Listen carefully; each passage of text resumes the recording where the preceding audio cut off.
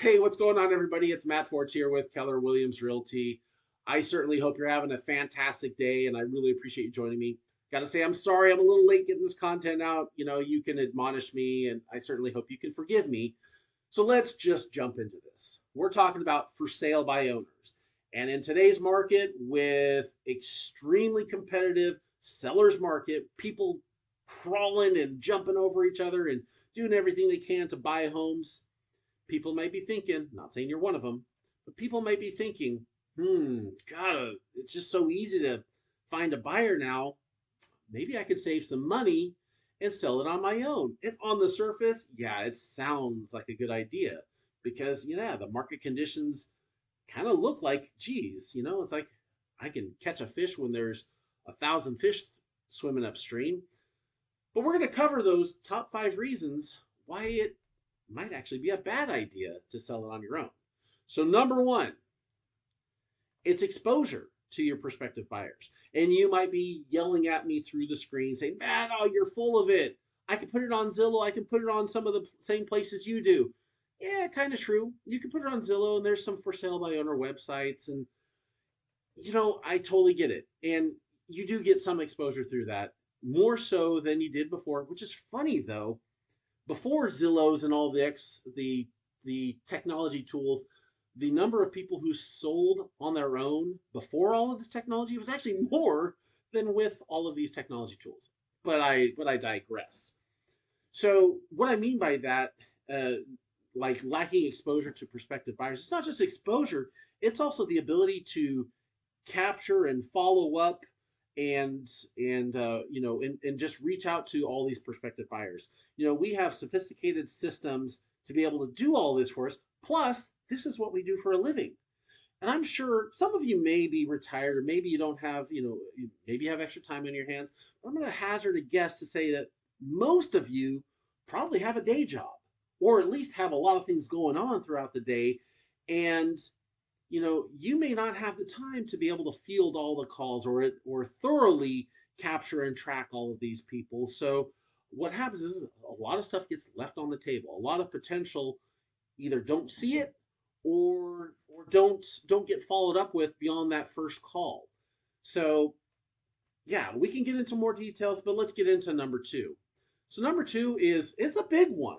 And half of this is again goes to tools and systems that we as real estate agents have. The other half is a big one, safety. So scheduling and safety.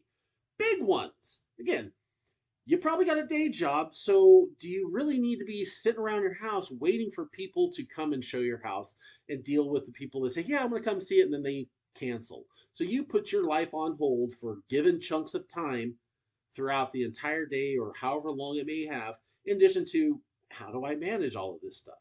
Again, we've got tools and systems to put in place to make the scheduling part easy, and the safety one kind of dovetails into that, having having a tracked lockbox, knowing which agents come through. And that's a big one too, licensed agents. We are licensed by the state, and our livelihood is attached to that license. And if we do something, we could put that license at risk. So people are going to take an extra set of steps, and it just goes without saying in a lot of ways, at least for me, you don't have random people, unqualified and potentially dangerous people coming up to your front door. And God help me, do not put a lockbox on if you're going to do this for sale by owner thing, and you put a lockbox that has that any random schmo can type in the code for that you give to, whoa, stop, don't do it. Even if it's a vacant home, don't do it. You want squatters? Just saying. Okay, high horse, I'm off it now. But really, yeah, that's safety concern. Do you really want random people coming through, or random people, knocking on your door or calling you and saying, hey, I'd love to buy your home? You know, us agents, we're here to protect your best interests. And a lot of times it starts with that, making sure that we have tracked access to your home, and it's only done through and with real estate agents present at the property. So number three, qualifying and negotiating. So kind of a takeoff of number two. I kind of was foreshadowing there that qualifying thing. People show up on your door and say, "Hey, I'd love to buy your house." Great. Now you're going to say, would you, hey, do you have the money? Do you have the financing? And here's a little thing. A lot of people don't like talking about that kind of stuff. You might be uncomfortable as the seller saying, gosh, I need to ask this person about their personal finances. That person might be a little edgy about, well, I don't know what to share with that person. And so again, working with professionals and making sure that those steps are in place and qualifying people before they come to your house, it takes that burden off of you, and it takes that awkward position of discussing personal things with random strangers. And then also negotiating. Now, yeah, you may be able to, maybe you're in a sales job. And I'm not saying that nobody can do this, but there's a lot of things within the realm of the real estate contract. There's a lot of stuff to negotiate. And again, going back to working with a random stranger, or working with a buyer's agent whose sole job is to represent the best interests of the buyer, negotiate with you and negotiate, and maybe even give you the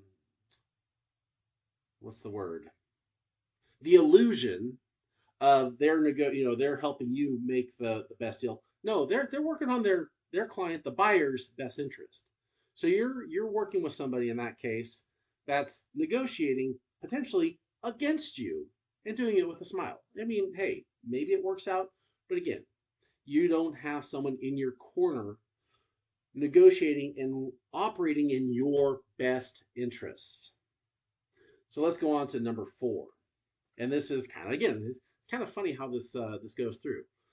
State of California is, if you've lived here long enough, it is a snake pit of litigious, all kinds of everything, and our contracts are complex.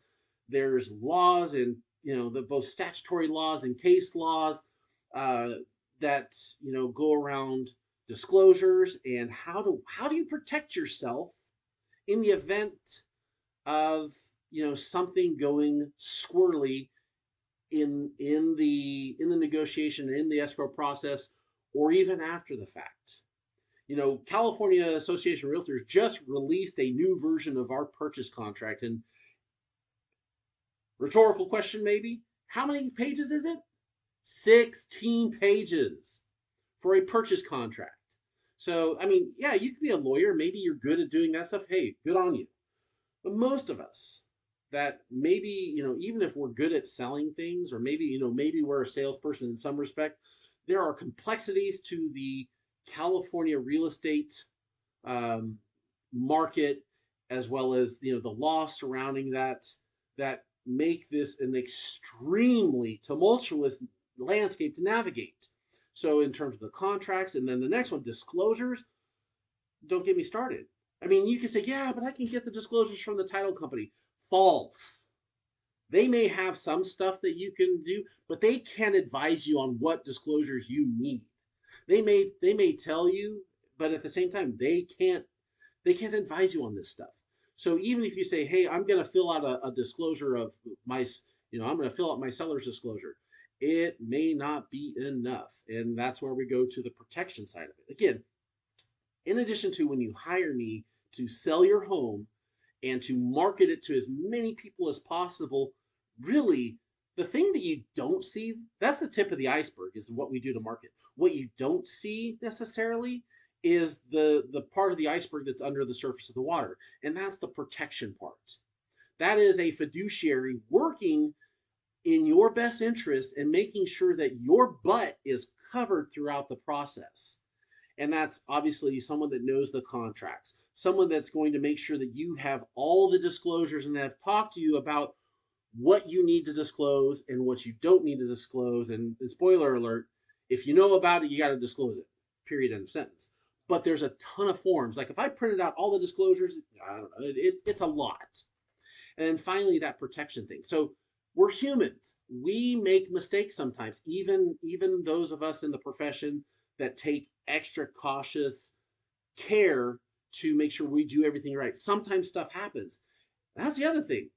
If you're selling it on your own and you make a mistake, especially as a seller, because state of California is very consumer centric. So here's the overall landscape. And I'm not a lawyer, I'm not a legislator, I'm not a judge, but I do know this is that as a being a very consumer centric, most of the laws, both statutory and case law, favor the buyer because we are very heavy on consumer protection. So you as a seller have to make sure you are doing everything right. And if you make a mistake, what happens? If you even if it's just a small mistake, even a paperwork mistake, what happens? You as a sale by owner person, it's on you.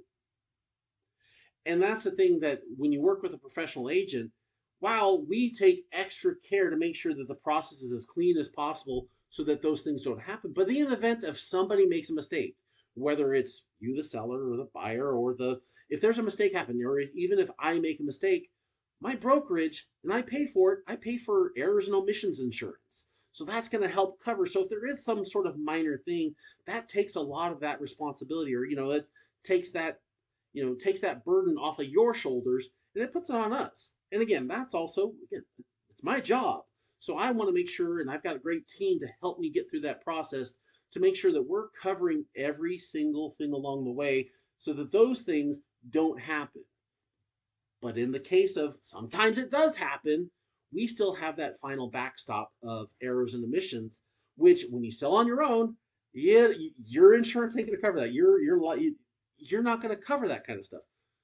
You don't have an insurance policy to cover for, whoops, I forgot to sign something the right way or whatever it might be. So that's something to think about. Again, that big chunk of iceberg that's under the surface, we're here to protect your best interests in addition to market your home. That's that again, there's the kind of the underlying current, the theme of this. And then finally, yes, yes, yes, yes. Yes, you do net more money when you work with an agent. Kind of all of these things together, having a professional negotiator, having a broader access and a broader exposure to prospective buyers, protecting you throughout the process, it does net you more money. And, you can believe me or not believe me all you want, but the numbers are there. Now, these are national numbers, and you're probably thinking, Matt, there is no $260,000 or $300,000 house here in the Sacramento metro area, or very few. National averages, on average, for sale by owner across the country, sells for $260,000. On average, working with an agent, $318,000. Now, I didn't do the math. You can do it on your own. It's a substantial increase. And so you're saying, well, I don't want to pay an agent for all of this stuff. When you look at this, and again, on top of all of those things you have, it really does pay to hire an agent. So if you have any questions about this, or if you'd love to sit down and talk to me in more detail about why it's a better idea to work with an agent versus for sale by owner, reach out to me. All of my contact information is down below. I would love to help you out. I certainly hope this has provided some good information for you. I truly appreciate your time. Have yourself a fantastic weekend, and I look forward to seeing you soon. Take care.